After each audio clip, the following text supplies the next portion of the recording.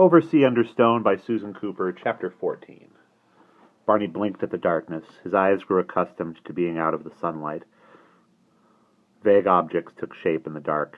He realized that the light from the entrance penetrated further inside than they had realized, and for the first few yards at least, he could see the faint shine of the shiny green weed covering the walls and roof of the cave, and the glint of water lying along the bottom in a shallow, unmoving stream.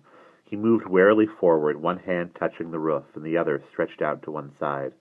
He could feel a slight, steady pull on the line round his waist from Simon holding it behind him. Very loud in the enclosed silence of the cave, he could hear the splash of their feet through the water and his brother breathing. "Go carefully," Simon said behind him. He spoke softly, almost in a whisper, but the cave echoed his voice into a husking mutter that filled the space all around them. "I am." "You might bump your head."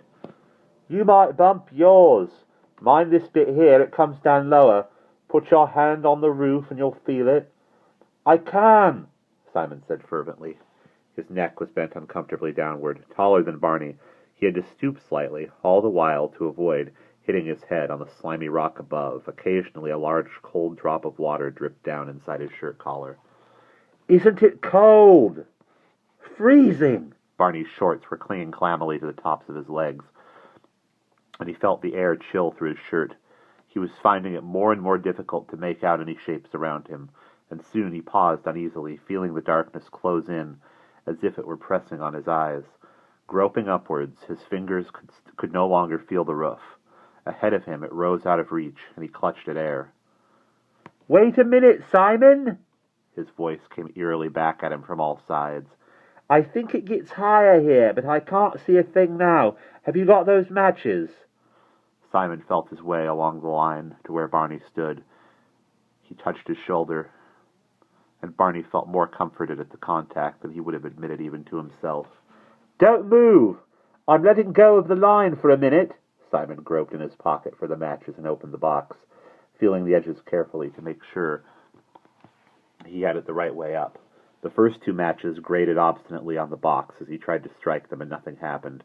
The third flared up, but broke as it did, burning Simon's fingers so that he dropped it with an exclamation before they could blink away the dazzle of the sudden light. There was a small hiss as it dropped into the water around their feet. "Buck up," said Barney. "I'm going as fast as that's it." The fourth match was dry and rasped into flame, flickering. Simon cupped his hand to shelter it. "Funny, there must be a draft in here. I can feel one." "I can't feel one." "The match can. That's good. It means there must be an opening somewhere at the other end. So this is the right cave after all." Simon's hand hid the dazzle of the little flame, and Barney peered hastily round in the wavering light. Their shadows danced huge and grotesque on the walls. He looked up and took a few careful steps forward. "Hold it up! Hey!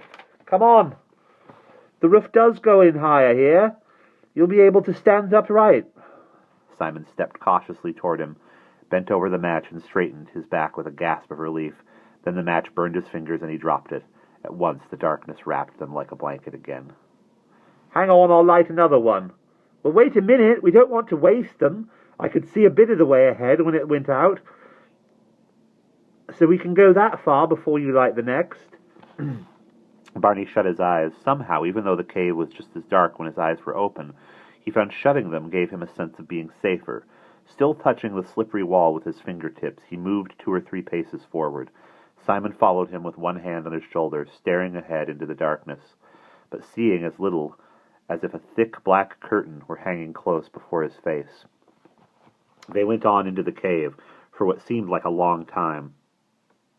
Every few moments, Simon struck a match, and they moved forward while the dim light lasted, and for the few remembered paces after it flickered out.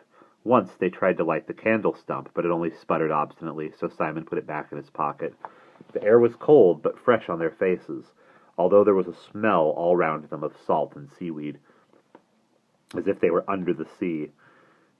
It was not difficult to breathe. The silence, like the darkness, seemed almost solid, broken only by their own footsteps, and an occasional echoing musical plop as water somewhere dripped from the roof of the cave.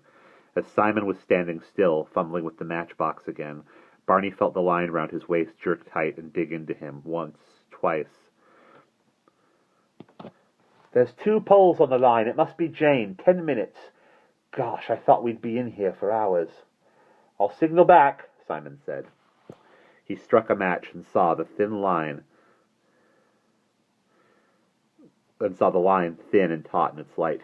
Taking hold of it, he gave 2 slow, steady pulls on the direction from which they had come. "Funny to think of Jane on the other end," Barney said. "I wonder how much there is left. Gosh, do you think we shall run out? How much line was there?" "Quite a lot," said Simon optimistically. Then he felt, "We've been going awfully slowly." Ow! The match burned down to his fingers, and he dropped it hastily. There was no hiss as it fell. As they moved on, groping, Simon suddenly realized that he had been listening for the noise. "Stop a tick, Barney." He scruffed the ground with one foot and pressed down. "The floor's not wet anymore." "My shoes still squelch," Barney said. "That's water inside them, idiot, not outside." Simon's voice boomed hollowly round the cave, and he hastily dropped it to a whisper again, half afraid the noise might bring the roof down on them. "The sides aren't slimy here either," Barney said suddenly. "It's dry rock. It has been for some time, actually, only I hadn't really taken any notice." Another match fizzled the light as Simon held it to the one dying in his fingers. He held the flame close to the wall. They saw bare gray granite, veined here and there with a white sparkling rock, and no seaweed. The ground, when Barney stooped to touch it, was covered with a kind of dusty sand. "We must be going uphill. The sea can't ever have come in this far. But we heard it booming from up on top this morning. Does that mean we've come past the opening of the chimney bit?" Barney craned his neck back to look at the roof. "I don't think so," Simon said uncertainly. "The noise would carry a long way. Hey, look ahead! This match is going out." Barney peered forward at the now familiar picture that he was never afterwards to forget, a narrow shadow-swung walls tunneling into the dark, holding them in a cramped, unfriendly grip. And in the second before the darkness came down on them again, he thought he saw the curtain of shadow at the end nearer them. He thought he saw the curtain of shadow at the end nearer than it had been before. He moved hesitantly forward, and then some instinct told him to stop. He put out his hand in silent darkness. It met solid rock a few inches from his face. "Simon, it's a dead end." "What?" Incredulity and disappointment rose in Simon's voice. He struggled with the matches. He could feel the bottom of the box through them now. He realized there could not be many left. In the flickering light, it was difficult to tell shadow from darkness, but they saw that the cave had not actually come to an end. Instead, it changed, just in front of them, to a far narrower passage, tall and thin, with a great boulder wedged between its sides. About 3 feet from the ground, above their heads, out of reach, the cleft was open to the roof, but there was no way of climbing up it. The boulder blocked their path. "We'll never get through that way," Simon said in despair. "There must have been a fall of rock since the Cornishman went through." Barney looked down at the forbidding dark gap that remained at the bottom of the cleft, jagged and sinister through the dancing shadows, and swallowed. He was beginning to wish very much that they were back in the sunlight again.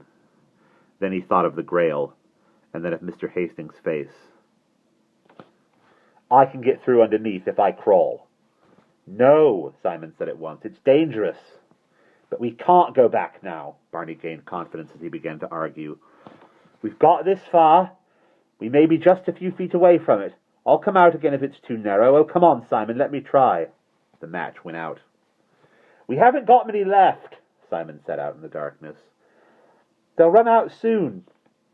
We've just got to make that candlelight, or we shall be stuck in the dark. Where are you?" Groping his way along the line toward Barney, he took his hand and put the matchbox into it. Then he felt in his own pocket for the stump of candle, rubbing its wick hopefully on his shirt to dry it. "Now light one of the matches." There was a noise behind them in the darkness, like a stone falling, a grating, rattling noise, and then silence again. What was that? They listened nervously, but could hear only the sudden violent thumping of their own hearts. Barney struck a match, his hand shaking. The cave sprung into light again round them, with only the darkness pressing mockingly from the direction of the noise. "It wasn't anything," Simon said at last. "Just a stone we must have brushed loose. Here." He held the candle stub to the flame. The match burned right down, but still the candle wick only spluttered as it had before. They tried again, holding their breath, and this time the wick caught and burned with a long, smoking yellow flame. "Hold these," Barney said with determination. "I'm going in there." He gave Simon back the last few loose matches and took the candle. "Look," he said, shielding the smoking flame from the drafts with the other hand. "It's not so low, really. I can go on my hands and knees." Simon peered at the entrance unhappily. "Well, for goodness sake, be careful, and pull at the line if you get stuck. I'll keep hold of it."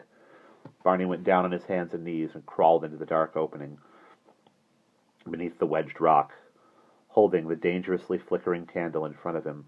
The draft seemed to be stronger now. The rock brushed his body on all sides, so that he had to keep his head down and his elbows in, and for a moment he almost panicked with the sense of being shut in. But before the panic could take hold, the shadows looming round the one point of light changed their shape, and he raised his head without hitting the rock. He crawled a little farther, the rough and rough and gritty under his knees, and found not only that he could stand upright, but that the cave was much wider. The pool of light, cast by his carefully guided flame, did not even show the walls on either side. "Are you all right?" Simon's anxious voice came muffled through the opening behind him. Barney bent down. "It's okay. It widens out again here. There must be an entrance. I'm going in." He felt the line at his waist tighten as Simon jerked an answer, and he set off slowly across the cave. The darkness opened before him in the small light from his inch of candle, already burning down and dripping hot wax over his fingernails. When he glanced back over his shoulder, he could no longer see the entrance from which he had come.